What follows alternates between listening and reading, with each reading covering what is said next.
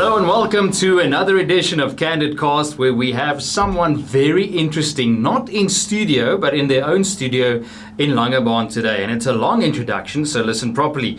Dr Lizelle Grobler, PhD, polygraph and voice stress analyst, PhD in metaphysical sciences, NLP practitioner and life coach, advanced training, NLP hypnotherapist, advanced certification, micro expressions, criminal profiling certification, advanced how do I say this? Cynometry? Forensic psychophysiologist. And so much more. Welcome to, from all the way from Langebaan, welcome to Candid Cast, Dr. Lizelle Grobler. What an absolute pleasure to have you on Candid Cast today. Thank you so much. Pleasure to be here. Can we start with, what does a advanced forensic psychophysiologist, PhD, with all your credentials do on a daily basis? That is actually just the fancy name for a polygraph analyst. So we work with the psyche of people. So being an interrogator, you do polygraph testing, you interrogate, you draw information. So mostly in a criminal, obviously in a criminal environment. So yeah, that is just the fancy name for an forensic interrogator. Yeah. I suppose it's easy. So we've all seen The Mentalist, the television series The Mentalist. Is that an accurate description of what you do on a daily basis? And can someone be that good at reading people? That is like anything on television, very overestimated. It's very blown up. It's not as easy as they make it look.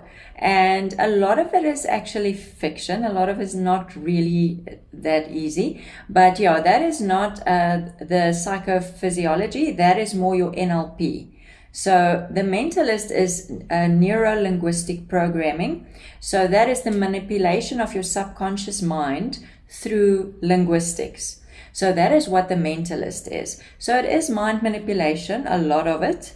And that's what I've got my master's in. So the mentalist is a little bit of a combination of both, I would say, and that's what I also do, is a combination of both. Yes, just not as easy as he makes it look. So yeah, it's very blown up, and actually vastly exaggerated and so on. So once again, thank you for joining us on the show, Lizelle. And we are going to get stuck into it today. We're going to ask you a bunch of questions. So I hope you're prepared and ready to speak the truth and be candid about this. We want to know from you a little bit later, something to look forward to, is how do we know if someone is lying to us? So maybe peg that in the back of your mind and let's get back to that. Is it true that you can actually see through solid objects? Because we've done this, and I'm asking this for a specific reason, because I want you to explain what it is that you do with the masks and being able to read a book, because I have seen this, by the way, where we put a book that Lizelle's never seen before. She had a dark mask blacked out on, and she could actually read what was going on the sheet of paper in front of her with a mask on. What is that about? All right, so if you go and Google, let's start that. If you Google, do I see with my eyes or do I see with my brain? 80% of the Google searches will come back and tell you you see with your brain. You do not see with your eyes. So the eyes is actually it's like a projector. It brings light in, but you see with your visual cortex in your brain. That's where the picture is formed. So what we do is we just bypass the eyes and we go straight to the visual cortex. And to explain this to you easier is, blind people can do it. I've seen it myself. I know of a few. We've trained 2 people to do it. We saw it when we did our training. I saw a guy that has been blind for 60 years. He could see. And I know in Germany, Harold Fraser also, he plays pool. He's totally blind. He fixes microwaves because he's able to activate it for 10 to 15 minutes. It does strain your brain, so it can give you a headache. but it's nothing funny, nothing voodoo. It is literally how God created us. We just never knew that we were able to do it. So let's say we grew up thinking we can only see with one eye. We can't, the other one isn't working. It's almost the same. It's got nothing to do with the third eye. Let's just get that out of the way. It is literally just, yeah, it's literally just the way your brain was wired. So you are able to bypass it and force your brain, teach your brain how to see through objects. So if people are interested in looking at the history of that, there's a thing on Amazon Prime, documentary, very badly made documentary, I must say, and it's called The Wonderful Life of Henry Sugar. So they can go and see, and that's the history of seeing without eyes, where it originally came from the Indian yogis, and how it was taught and how people experience it. And the guy who used it, this Henry Sugar, which is a fictional name but not a fictional character, he actually was able to see through cards. He was a poker player. So you can force your brain to see through objects. Yes, we see through a sleeping mask, or you can also see through your eyelids, but I find that it's much more straining to see through your eyelids, because I believe that we also have mental blocks. So if I close my eyes and my brain tells me you're not supposed to see because your eyes are closed, so it's more strain and I immediately get a headache. If I put a sleeping mask that's just totally blocking all the light, but my eyes are open behind the mask, my brain still thinks my eyes are open, I should be able to see. So in my opinion, the strain on my brain is less. Then I don't get a headache. But through my closed eyes, I always get a headache. Yeah, but everybody can do it. I can teach you how to do it. It takes 3 days for me to teach someone. Yeah. So Lizelle, I think we are going to have you in studio physically when you are in Nelspruit again, or when I am in Langebaan, or whenever we are close together, so we can actually do this and experiment with it, because it's one of those things that you have to see to believe, and it's a pun because obviously you can't see if you have something in front of you, but you can. Physically, a mask in front of your face. I put the mask on, I couldn't see anything, but I couldn't see through it. I put a book in front of you and you could actually see the picture, a photograph of a gentleman with a white shirt on, and you read some of the words that was on the document there, and you held your head in a certain way. Believe it or don't, it's something that we'll experience a little bit further here on Candid Cast on another episode. What is that called if we want to Google that phenomenon? Is it intuition? No, seeing with intuition? It's called seeing without eyes, but there's not a lot of information on it. In South Africa, we are the only company that does do the training and actually do it. Germany, there's about 3 countries that they teach it, but it's not well known. So you're going to struggle to find it, and you're most probably going to find us when you search seeing without eyes. Yeah. What is the limit of the human potential then, if we can see without eyes? Where does it end? Where's the maximum potential of human capabilities? Sure. There's a series called Superhumans. Caroline, I think her name, Caroline Corey. She does that documentary, and it is mind-blowing. That is where I saw the seeing without eyes for the first time, on her documentary, and it was children from 6 to about 12 years old, because a child immediately, it takes me 2 hours to teach a child. They just take it like that because they don't have the mental blocks that adults have. So there are so many humans out there with super abilities that are not really super abilities. I always think that movie Lucy, there's so much more truth in that movie than what we can ever anticipate. We only use a fraction of our brain. We've actually got no idea what the potential of our brain is, but I'm starting to teach people. When we do the mind mastery, I teach you how to physically manipulate your body, how to make yourself lighter, heavier, stronger, weaker. And people are blown away because they do not understand how I can pick up my wife 1 second, and the next second when she focuses and she uses her brain, I can't lift her off the ground. I just picked her up. People don't understand the potential that you've got in your brain and how you can physically manipulate it. I mean, making yourself stronger. I can't break out of duct tape, but if I center and I make myself stronger, I can immediately break out of duct tape. I use it when I want to open a bottle. Sometimes I forget and I'm trying to open this damn bottle without focusing. And then when you center and make yourself stronger, I can open the bottle. So it is just, when you start with this, you're never going to stop. We've got so much potential, but unfortunately it was hidden from us. We don't know that we had it. So yeah, it's just opening up your mind and not thinking that everything is wrong. Because the first thing is, if you grew up in a very strict Christian family where everything is scary, you will miss so much that God created us with. I mean, He created me. He created my brain. He created my amazing mind. No one else did. So He gave me all these abilities, and I just was not aware of it. In His image. In His image. Yeah. That's something that the potential, and you know, I think that's a 2-hour conversation on its own. And I'm glad you bring it up. Is that the way that we were created is probably not in His image with 2 arms and 2 eyes and 1 mouth, but with the creative potential and the possibility of being a creator in His image with some of His Spirit. So maybe we'll digress from that for a minute. And I'd like to zone in and focus on, how do you start, and if you could give us a little bit of a rundown. I know we don't have many hours to do this, but how do you start with facial profiling, and could you give us the basics of what we should look for or avoid in people? Depending on, first thing I want to say, super rule in facial profiling, we don't profile people to judge people. We profile people so that we can understand them better.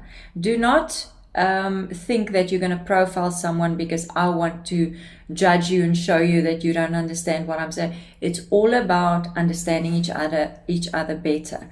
So by profiling someone, you're going to know how they want information, how much information they want. Are they introverted, extroverted?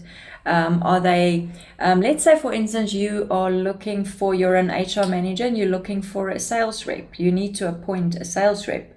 The first thing you're going to look at is the mouth. You're going to make sure that the bottom lip is fuller than the top lip, because that is a dead giveaway on a good salesman. You don't have to have full lips. You can have very thin lips as long as the bottom one is fuller than the top one. If you want a manager, you want a total managerial personality, you're looking for a straight nose, not a curved nose like a wipnesie in Afrikaans. Straight nose, straight forehead.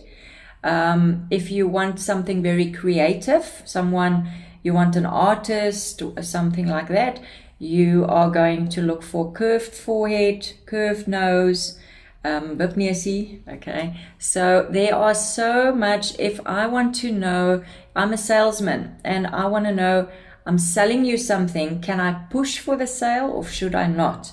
If your ears are set high, if I say high ears, it means that if you look at the bottom of your ear, it must be above the bottom of your nose and above your eyebrow. If the ears are low, you're going to see that the bottom of the ear is going to be below your nose and below your eyebrow. Obviously, everything that we look at, there's also a balance. So people might have very balanced ears, meaning that sometimes they're impulsive, sometimes they're not. But someone that are very impulsive is going to have high ears and low brows. That's what we call a double whammy. If you've got someone like that, high ears, low brows. So the makeup area where the girls put their makeup, must be low. The brow must be very low to the eye. It's not the girls with the, the high brow where you've got lots of space. That's what we call it, a high brow. Someone like that are going to think. They're going to mold over information. They're not going to make impulsive decisions.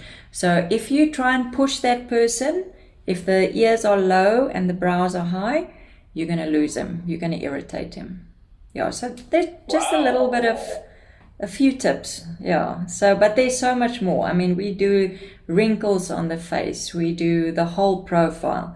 And I love to teach people how to do it because I can't do all your profiling for you. You need to learn how to do this yourself. Yes. Because you want to profile your client the moment he walks into the door. So if someone wants to find you and find more information with regards to this, or find out how to join a class that you offer, where can they find you? Because we are more or less 20 minutes into the show now. We might as well just offer up where you are to be found and seen. Is there a website? There is a website, Econisto Forensic. I'll put it on down below here as well. And then the easiest probably is on my Facebook page. So I've got 2 Facebook pages, which is my private, just Lizelle Grobler. That's not the one you're going to go to. You're going to go to Dr Lizelle Grobler. That is my where I put all my business. That's my business profile. So under Dr Lizelle Grobler, they will see all the advertising. You can send me a private message there. On my website, you can find phone numbers. You can send us a WhatsApp, or you can call. And what I normally do is, if you are interested in the training and we are not currently offering one, you're going to contact me and I'll put you on a list. And then at the moment we've got about 12 people on the list, we can offer a Zoom training. So you can basically do it from anywhere. And I offer a 3.5-hour basic training, which covers mind mastery, facial profiling, and body language. I do not teach normal body language. How am I going to know that guy likes me or not? I teach deception, detection of deception. I teach you to see when are people lying to you. That's what I'm all about. So that's what I'm going to teach you. And then I also, after you've done the basic, there's another 3-hour, which is the advanced training. And then we, for instance, deal with wrinkles on the face. We deal with more body language. We deal with intuition. How does it work? How do I use my intuition? How do I tap into it? What is intuition? But when we speak about mind mastery, I'll tell you a little bit more about that. So yeah, people are able to do the whole training on Zoom. Wow. Lizelle, there's so much I want to talk to you about. We are definitely going to have to take some of these topics and tread them through on coming up episodes and so on. There's a couple of people that I want back on the show that, we've just done introductions and so on. But you did a perfect segue into, give us a glance into your mind. How do you look for, is someone lying to me? And I'm looking at this camera, not you now, because I want to look the camera straight in the face and say, I'm not lying to you. I don't know. What are some of the facial features? What are some of the tells that says this person is lying? So first secret on body language is you need a baseline. So for instance, one of the things are if people all of a sudden start touching the face or the nose. But if I got up this morning and I've got a cold, I'm most probably going to touch my nose the whole day because it's itchy and it's irritating. That is what we call a baseline. So when you start interrogating someone, you need to see what is their baseline. Do they always speak with their hands? Do they touch their nose a lot under normal circumstances? And then when you ask the difficult questions, you want to see what happens that are off the baseline. So now all of a sudden I don't speak with my hands anymore. So the reason why people touch their face is we all know that when you are asked, let's say you did something last night you were not supposed to do, and your wife asks you, so where were you last night? No, I was with my friend. What happens when we lie? When you lie, your body goes into fight or flight. So what happens when we go into fight or flight? We need to flee or we need to fight. So what happens is, depending on how quickly it happens, all the blood will drain to your extremes. Because you need to run, the blood will drain to your legs, your arms, your lungs. Your heart needs to pump faster. You don't need blood in your face. All the blood will drain from your face. Depending on how quickly it happens, what happens if blood drains from your face? You start feeling itchy. So you'll feel a slight tingling on your nose. Something on your face will change, and that irritates you. So we start doing this. So the nose touching, it's the tingling. Your subconscious mind will always stay as close as possible to the truth, because inherently we were all born honest. Lying is something that we learn in life. So your brain always wants the truth. So when you say something and your brain knows that you're lying, it will try and cover it up by mouth blocking. Have you seen people touch their mouth when they speak, or just after they've said something? If you look at the politicians, what they do, they will say something and then they press their lips together. Notice politicians, I'm not going to mention names, notice how they would say something and immediately pressing the lips. It's your brain saying whatever came out of your mouth now, it should not be out. Okay, it's a lie. Bullshit. If you look at eye blinking, okay, so blink rate, normal blink rate is about 16 blinks per minute. If you ask someone a question and they blink normally, and all of a sudden the blink rate, you can see it goes, increase, that's another sign. There are so many, there's tons of things you can look at. And always remember to cluster. I'm not going to say to you, if you twitch your shoulder, you're lying. No, I need to see at least 3 to 4 things. I need to cluster. You need to touch your mouth, one shoulder up. You need to press your mouth. You need to, blink rate must be up. You're looking at clustering. And that is why I'm saying The Mentalist, Lie to Me, those series, they look at one thing and then they say you're lying. You can't do that. You look for clusters. There's not one tell that says that. Is it the same focus that you have when you are playing poker and you do recognize someone has a good hand, that they have certain tells, micro expressions perhaps, or is it a combination of things that they are now lying, they don't have a good hand? Is it the same type of behavior? No, there's no such thing as a Pinocchio effect. That's what we call that one thing. Your nose are not going to grow. That's why they call it the Pinocchio effect. No, people will have different tells.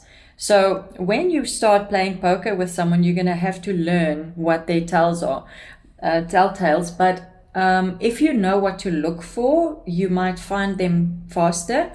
So the first thing, for instance, on a poker player, remember, we are full of energy.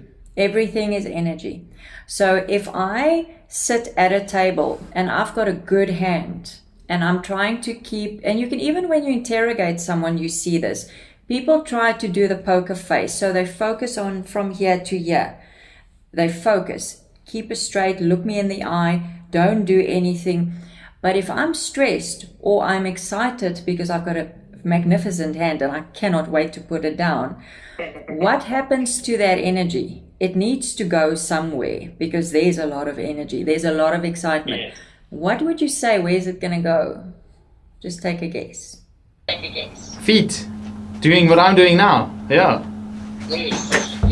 So the moment people start hitting a poker face, the feet will start doing that. Or the hands will do something. You look at where the energy goes if there's a poker face, and it always happens.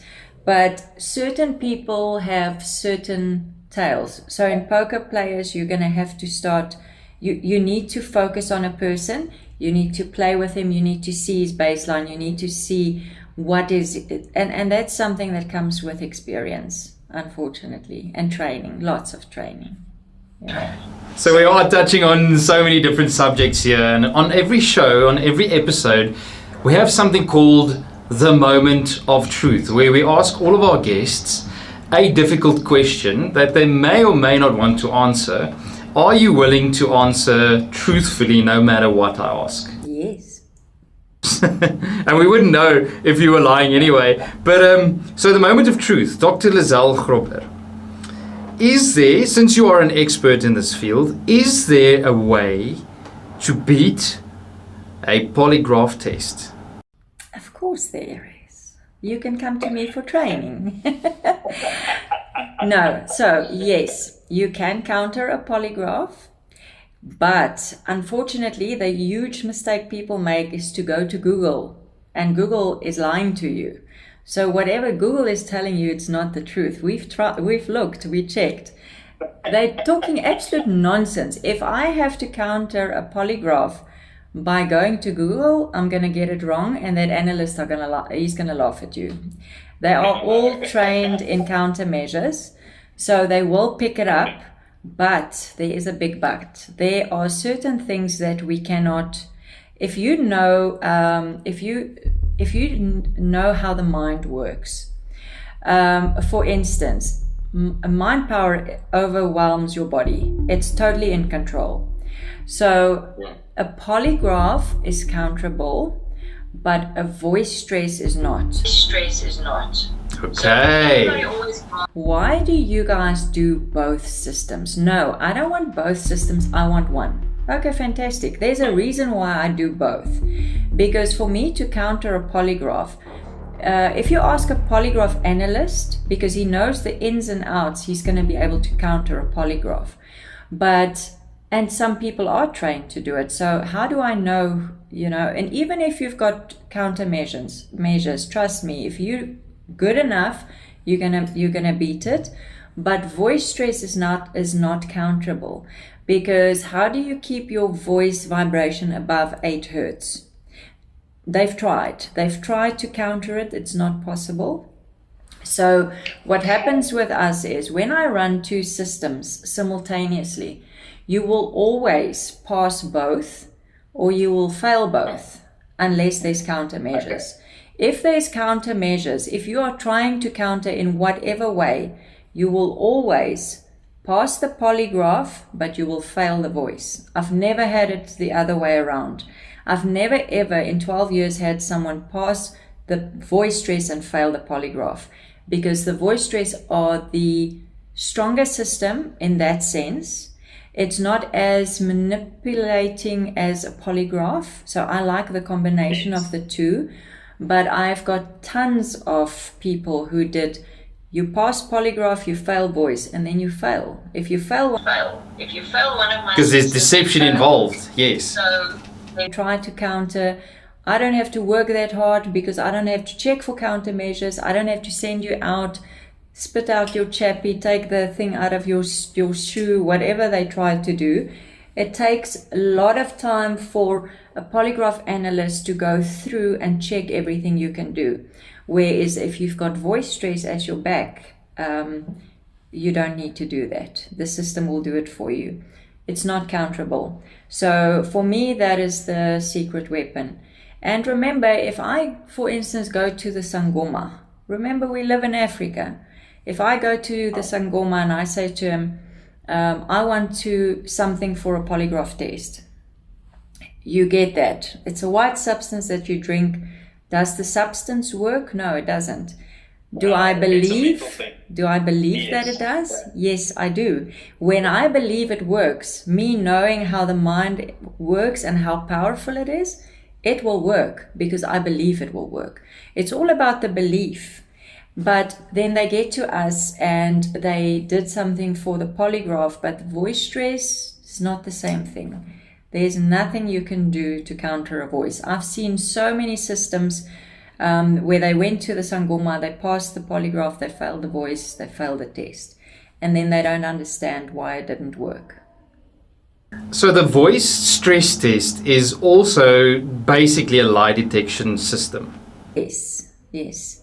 A lot of people don't use it because there are 2 systems. There's 2 types of voice stress test. I don't really want to badmouth the other one, so I'm not going to name it.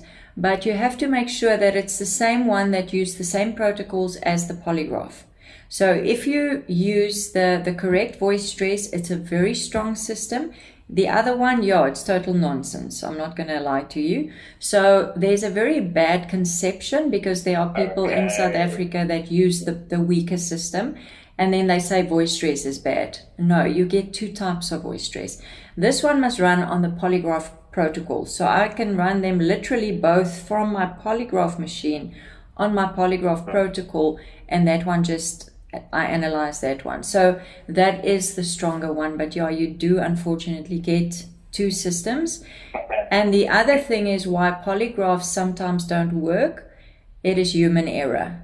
If I try to make my tests shorter because I want to fit in more people, I want to make more money, I do not follow protocol. Because if I follow protocol, a test must be a minimum of 45 minutes to an hour or more. If I do 20 minutes tests, I have not followed protocol. So it's human error. If I don't follow the protocol, I don't do a baseline test, I don't do enough tests, then the system is not reliable. So then people say, but polygraph doesn't work. No, polygraph works. The analysts are just not doing what he should be doing. He's taking shortcuts. If you take shortcuts, the system are not going to work. So that's the problem with some polygraph analysts, unfortunately. Lizelle, we still want to get to neuroplasticity, we still want to get to NLP, we still want to ask you some personal questions, and we've already been at it for almost an hour. So I think maybe let's move on from the moment of truth to just a brief explanation on neuroplasticity. I have had personal experience with the use of neuroplasticity. I'm in the process of forming new pathways as we speak with different bodily functions at the moment as well, and it's fascinating. But I'd love for you to explain to us, if you can, briefly about what is neuroplasticity and can we find out more about it. Okay, so neuroplasticity are quite a few things. It is how we learn. So any new knowledge that you've got means that your brain will form new neural pathways. It can be habits, good habits, bad habits. So if I try to break a bad habit, I need to start forming new neural pathways. So it is memory, it is knowledge, it is so many things in one word. But there's a few myths about neuroplasticity because a lot of people advertise that it takes you 21 days to change your neural pathways, which is not really accurate. It depends on the person's willpower. Absolutely. So it can be anything from 21 days to about 250 days. If I have a weak will and I'm trying to change a bad habit, I'm going to take way longer than when you're strong-willed. It can take you 21 days. But they say the balance, the mid is about 66 days. So it's about 2 months.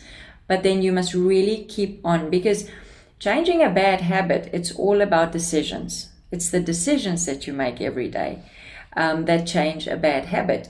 If you don't like your life, change it. How am I going to change it? Make new decisions. So just quickly, for instance, you've got 2 toddlers, and I can say this from experience because I'm a grandmother of 3 toddlers. They are 1, 3, and 4 boys. So if you get up in the morning and they scream and yell and run around and it's crazy, what do? They scream, mommy yells. Okay, is that working for you? It's not going to work for you. So if it's not working for you, change it. Change the habit. And I've found now what to do with a toddler is, why do they yell and scream? Because they want your attention. And you're in a hurry, you don't have time for attention. So it's total chaos. But if you get up and you tell yourself, you know what, 10 minutes of my time, 15 minutes, go outside, take that toddler on your lap. Hello, how are you? Talk to him, give him give him the attention that he wants, and see if maybe something doesn't go different today than what it did yesterday. If you want to stop smoking, if you want to stop drinking. So, for instance, a lot of people drink because they want to forget about their problems. Okay, so I've got financial problems. So I go to the bar because for 5 minutes, for 5 minutes I can forget about my financial problems. Now you go home, you've spent 1,000 rand that you did not have at the pub. Your wife is angry with you. Now you with that you didn't need to deal with that as well. So did it really help you to forget for 4 to 5 hours? It didn't. It made it worse. So it's the decisions that you make, and that's where your brain starts forming the new pathways. Because when we are children, from about up to 7 years old, that is where your whole life gets determined. That's where your neural pathways are being built. That is where, from up to the age of 7. Your midbrain is still open. It closes after 7. You're like a sponge because you need to take in a lot of information. You need to talk, learn to talk, to walk, to do everything. And a lot of us are 50 years old and we are still allowing a 7-year-old to run our lives because we believe that, for instance, my parents taught me that you have to work like crazy to make money. Where did that come from? 2020 changed that for us, because look at all these youngsters. They're millionaires and they're sitting at home on their butts, working 3 hours a day on social media. They make millions. So something went wrong. Our belief structure is wrong, but that's what we believe. So that's how we do it. So you can change that belief structure, and it's going to take you 2 months, but it takes willpower. Yeah, that's what neuroplasticity is. Wow, Lizelle, every single time we touch on a subject, we just want to talk about it for hours and hours on end. But okay, I think let's start wrapping this up for today. And then please promise me, when you are in this area, we are 1,800 kilometers apart at the moment. But if you are in this area, let me know in advance so we can do a proper introduction of you, and we can actually do the physical proof of that you can see without your eyes. I'd love to do that in studio. I wanted to ask you, how much do you trust your own intuition when it comes to what you do on a daily basis, catching people in a lie, helping companies, helping people develop, knowing what's necessary? How much does knowledge and information play a role versus how much you trust your own intuition? I would say at 80% intuition, 20% knowledge. Yeah, absolutely. Because, just quickly why I say that, our knowledge comes from our monkey brain. Okay, so it's our conscious mind that makes the decisions every day. That runs at 7 actions per second. Your subconscious brain, which is your powerhouse, runs at a minimum of 300,000 actions per second. That is where all my knowledge is. My information sits there. So whether it is warning you about danger, whether it is, how do I know this? I know this. Or deja vu. What is deja vu? It is part of the 300,000 actions per second. You didn't notice something. It happened behind your back. And remember, your subconscious brain, 360 degrees. Whatever happens behind you, your brain takes that in. It knows that. I'm not going to see it with my conscious mind, so I won't know it, but I've got the knowledge. And if you start listening to your intuition, I don't trust this man, I don't know why, listen to your intuition, because it's the 300,000 actions per second that gives you that information. You always trust your gut, always trust your intuition. I don't think there's a better note to end this podcast on than that. The details are in the description for Lizelle and Equiniso, Dr. Lizelle Grobler. So much more, so many more questions that I wrote down here, so much more information that we have to share.